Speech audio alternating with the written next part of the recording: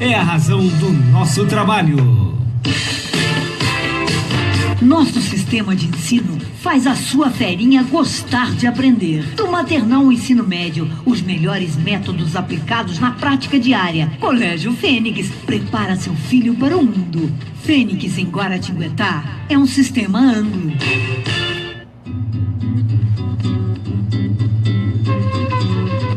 Diversidade. Buscar na diferença, diversão, mudança de rumo, encontrar nossa unidade. Ouça. Diversidade. Aponta, ensina, une. Brasil, sei lá, eu não vi na terra inteira o que nessa terra dá.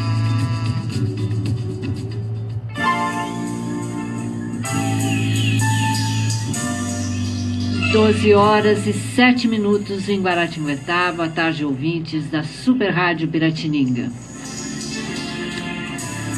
A gente tem, não tem forma de não estarmos conectados com o que está acontecendo no mundo, né?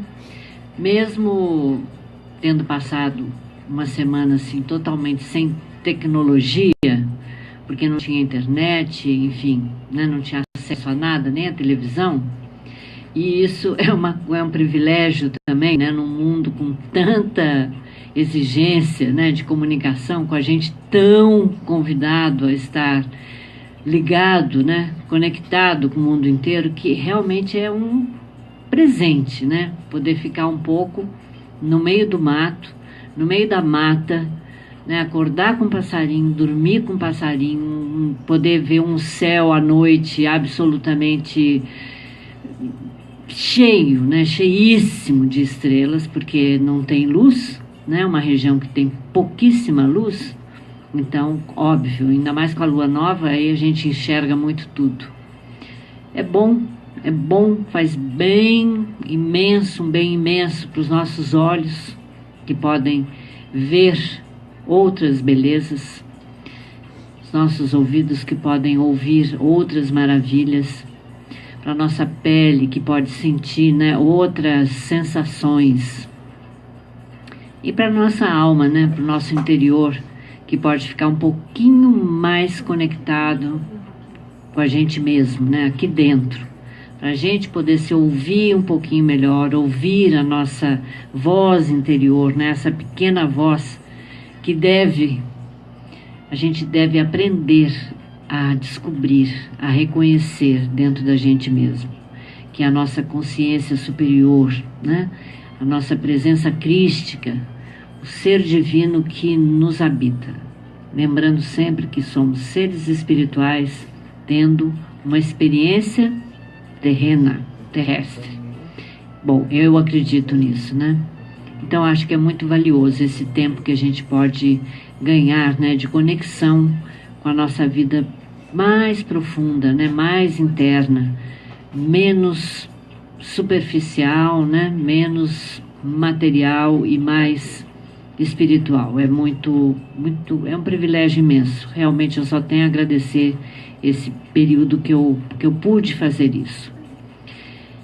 E daí a gente retorna, e retoma a conexão com o mundo, que a gente também não deve perder, porque também é precioso a gente estar conectada com as pessoas, com as boas informações que tem no mundo, com outras não tão boas, mas que também fazem parte do nosso processo de progresso da humanidade, da cultura da humanidade. Tudo faz parte da nossa história, e é necessário que a gente vá se apropriando do que acontece no mundo inteiro, porque hoje nós realmente somos uma aldeia global. Não adianta mais.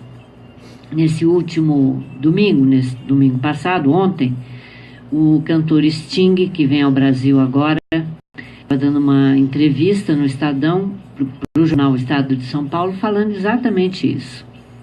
Não tem mais como a gente não se ocupar com o que acontece na Europa, na Austrália, na Tailândia, enfim, em Cuba. Não tem, Nós pertencemos a uma aldeia global. Tudo nos afeta e nós afetamos a vida de todos.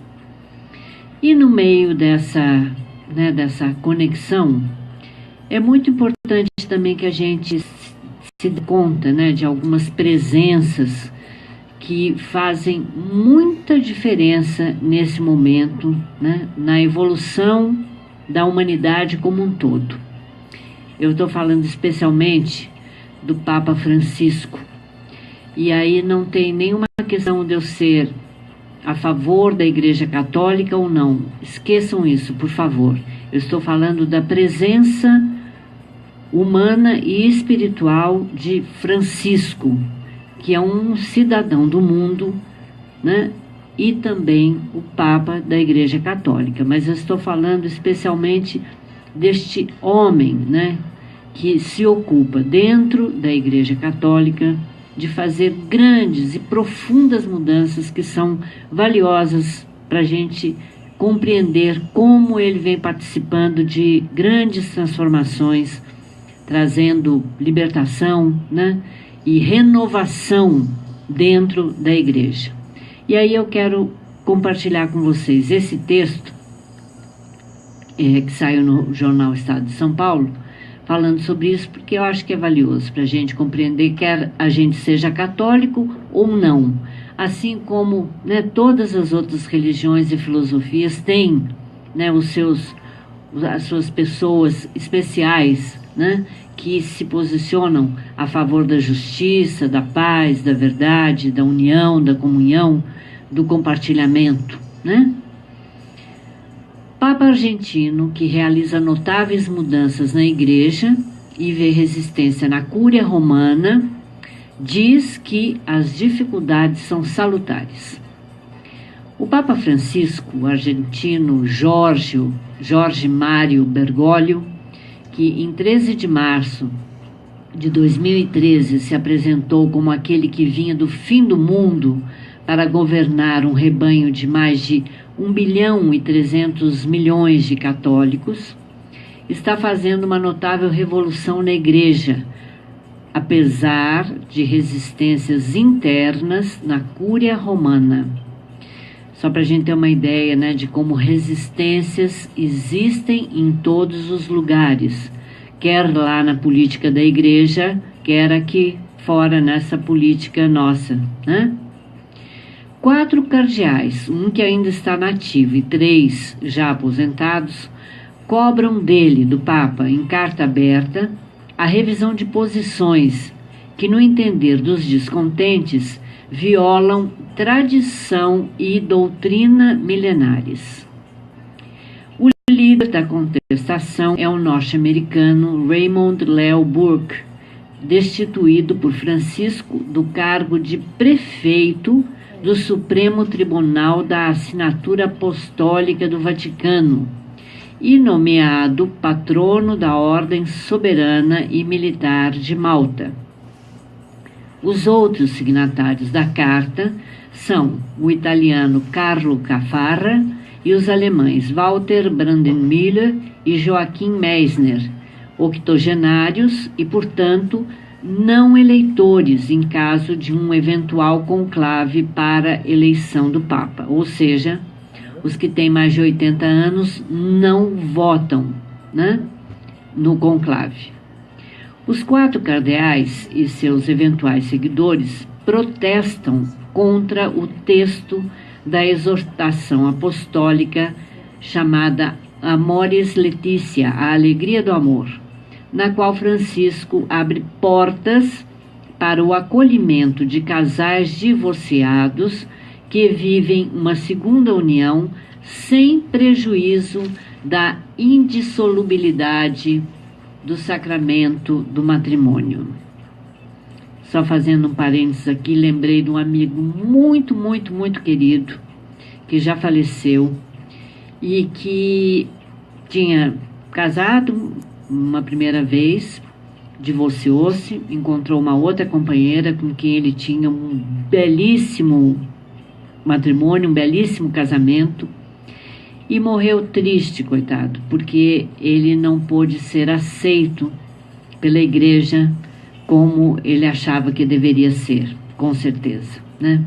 Pois é, o Papa está trabalhando nessas questões que eu acho que são tão preciosas, não é, para milhares de católicos que tiveram uma experiência de casamento que não foi bem sucedida, querem ter um novo casamento, têm um novo casamento bom, amoroso, bem sucedido e querem continuar sendo abençoados pela igreja, não é?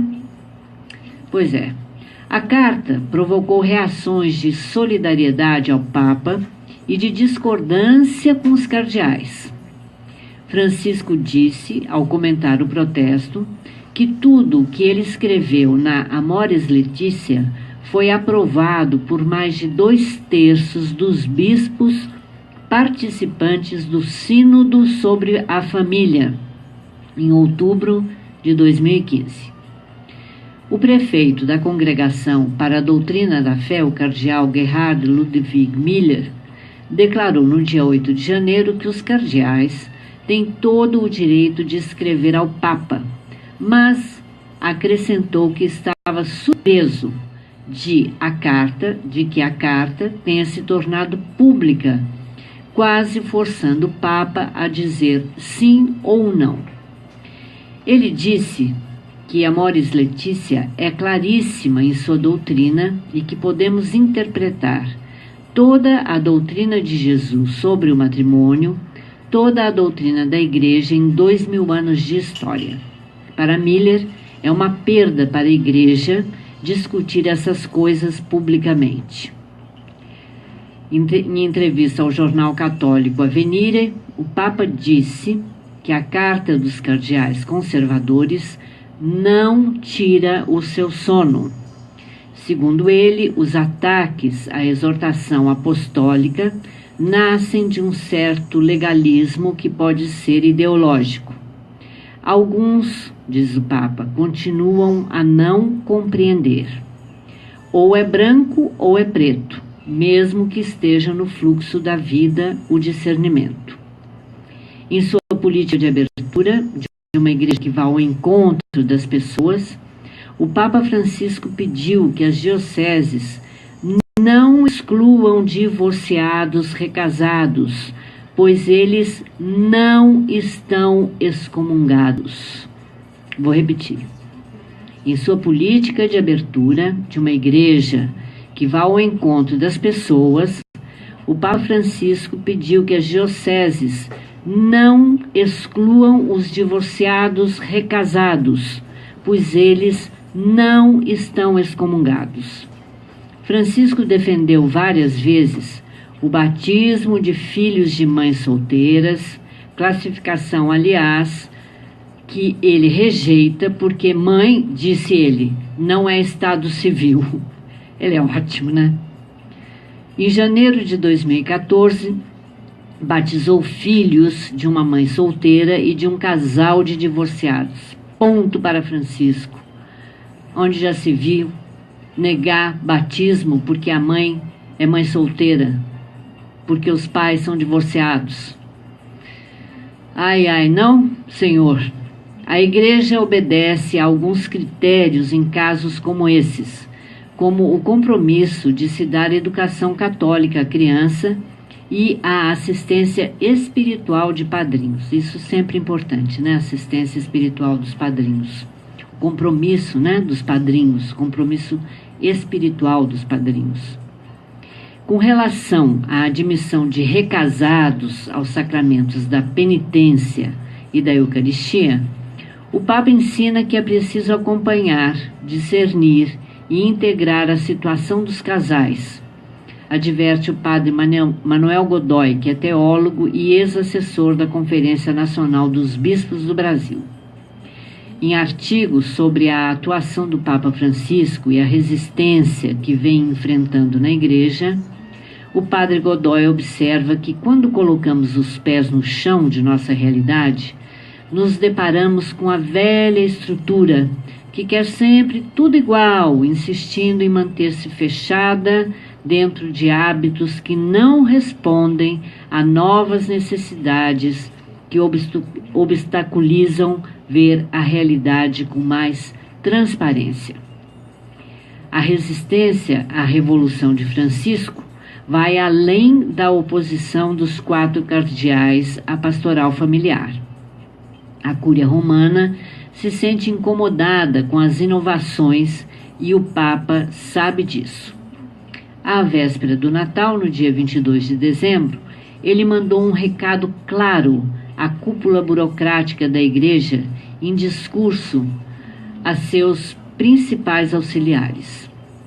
A reforma não tem, diz ele, uma finalidade estética, como se quisesse tornar mais bela a cúria.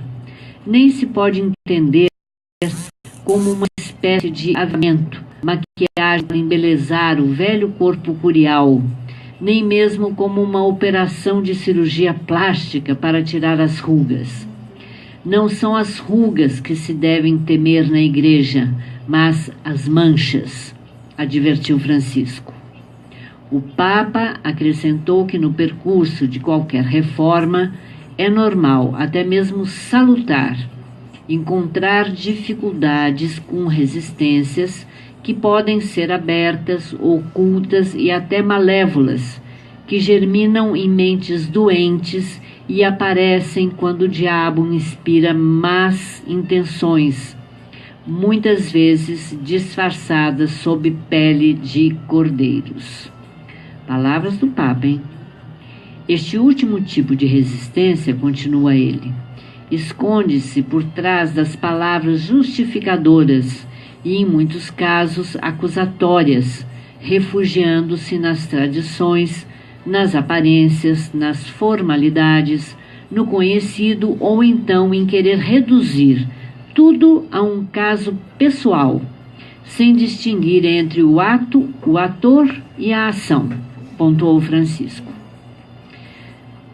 Francisco tem pressa em levar adiante as iniciativas que vêm mudando a face da Igreja, talvez pelo pressentimento de que não lhe restam forças para completar a tarefa que se propôs. Ao reafirmar a intenção de visitar Fátima, em Portugal, no centenário das aparições de Nossa Senhora, o Papa impôs uma condição: se Deus me der vida e saúde. Em 16 de dezembro, o Vaticano confirmou a realização da viagem do Papa para 12 e 13 de maio, agora deste ano, maio de 2017, quando se comemora o centenário das aparições de Nossa Senhora de Fátima, em Portugal. O Papa argentino só tem um pulmão e caminha com dificuldade, conforme se vê nas cerimônias de que participa. Ele já se arriscou até a prever o tempo que lhe resta neste mundo. Uns 3 anos, talvez, diz ele. Tomara que não. Tomara que viva muitos anos mais. E que viva bem. Na comemoração de 80 anos, em 17 de dezembro passado agora, que celebrou com um café da manhã em companhia de um grupo de moradores de rua no Vaticano, Francisco revelou que só pedia de presente a Deus a manutenção da memória até o último suspiro. Tudo que ele quer é a manutenção da memória dele até morrer. Francisco quer estar consciente de seus atos, sem esquecer o que viveu em sua atuação religiosa, desde os tempos de padre e bispo em Buenos Aires, até os últimos compromissos como Papa. O cerimonial da Santa Sé administra a agenda de Francisco com os devidos cuidados, mas ele surpreende com sua espontaneidade. Viaja para levar solidariedade aos que sofrem, como os refugiados que se arriscam nas águas do Mediterrâneo para chegar à Europa, e as vítimas de terremotos que abalam a Itália. Nós vimos, esse ano que passou foi um ano de terremotos na Itália, com grandes perdas materiais e humanas, e também de refugiados que muitos perderam suas vidas na travessia do mar Mediterrâneo. No aniversário de 30 anos do programa Unomatina, em 22 de dezembro, Francisco apareceu ao vivo na tela da RAI para cumprimentar os jornalistas da emissora.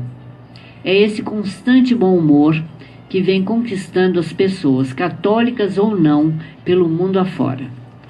O discernimento e a misericórdia são as grandes marcas do pontificado de Francisco, na avaliação do padre Antônio Spadaro, diretor da revista dos jesuítas Civiltà Católica.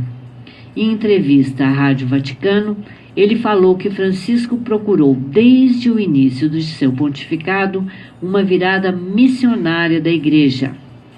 Spadaro citou como momentos fortes de 2016 na agenda de Francisco a visita a Auschwitz, o campo, de concentração no qual morreram milhares de judeus durante a Segunda Guerra, e a visita aos refugiados da ilha de Lesbos, na Grécia.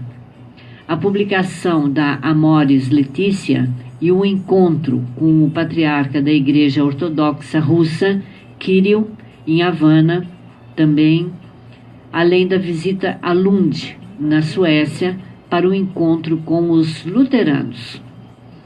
A Igreja Católica deverá participar em outubro da comemoração dos 500 anos da Reforma Protestante de Martinho Lutero.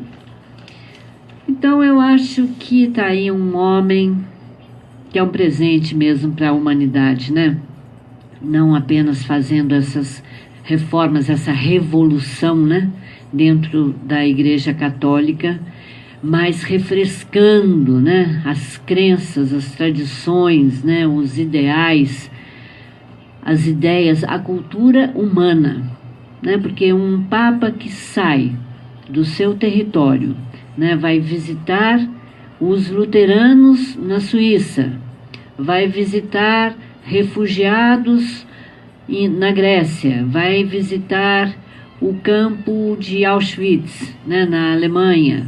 Enfim, é um Papa que está presente, nos grandes eventos, de dor, e também de alegria no mundo que estamos vivendo, E é isso que é pedido da gente, na verdade, no nosso cotidiano, que a gente viva o nosso cotidiano participando dos momentos de dor, que não são poucos, Quando a gente acessa a televisão, o rádio, lê o jornal, acessa a internet ou o celular, aonde for, a gente rapidamente se conecta com as dores do mundo. Mas não vamos esquecer, que a dor existe e que também a alegria existe e que é possível sempre, aonde a gente está, no lugar que a gente está, nós fazermos alguma coisa para aliviar a dor. Eu não posso aliviar a dor imediata, daquele que está lá atravessando o Mediterrâneo. Não posso salvar aquela criança, não posso proteger aquela mãe, não posso. Mas eu posso fazer isso aqui, com essa mãe que está aqui atravessando a rua com essa criança, com essa pessoa que tem uma necessidade especial e que precisa de uma ajuda para atravessar a rua, ou para acessar algum lugar que ainda está muito difícil, porque nós aqui no Brasil ainda estamos muito, muito fracos nessa questão da acessibilidade para as pessoas com necessidades especiais, não é verdade? Fraquíssimos, temos muito, muito para aprender, e a administração pública muito a fazer, por esse povo todo que tem necessidade especial e que merece ter acessibilidade para caminhar com segurança e com proteção, para pegar um ônibus, para estar em calçadas dignas, deles caminharem com segurança e com proteção. Enfim, nós podemos ajudando aquele que está bem próximo da gente, nosso filho, companheiro, a companheira, o pai, a mãe, né? Aquele que nos serve, que nos ajuda em casa, aquele que encontramos na rua, o próximo mais próximo. Dessa forma, a gente está participando sim, né? Dessa rede de compaixão, de misericórdia, com aquele que está lá no Mediterrâneo atravessando o mar, né? Com aquele que acabou de vivenciar um terremoto ou uma guerra civil, que temos muitas, né, pelo mundo atualmente, como a da Síria, né, que ainda é um caso que a gente não consegue compreender, como ainda não se resolveu aquela questão toda tão triste, né? Tem crianças que nasceram na Síria há 5 anos e que só conhecem a, entre aspas, normalidade da guerra. Como pode? Pensem, um ser humano nascer e crescer encontrando a normalidade da guerra, como se fosse esse, né, o motivo de estarmos aqui vivendo isto. Não é, né, minha gente? Não é.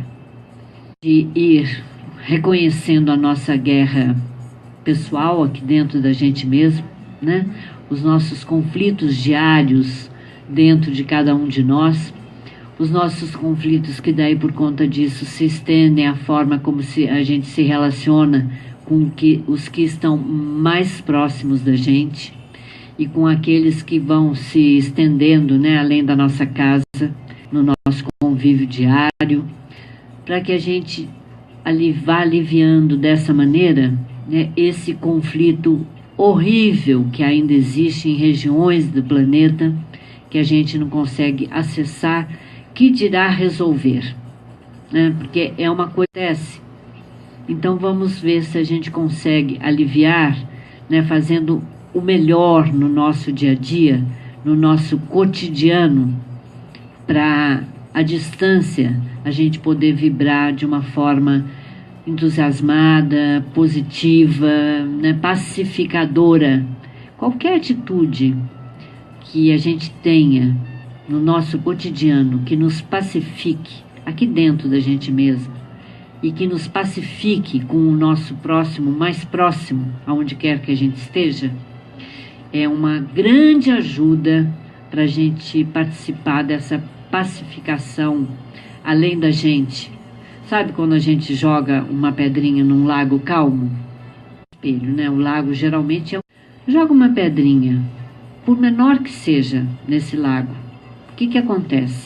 Né? Pequenas ondas, mas que vão daquele centro ali aonde a pedrinha caiu para as margens do lago. Pois é.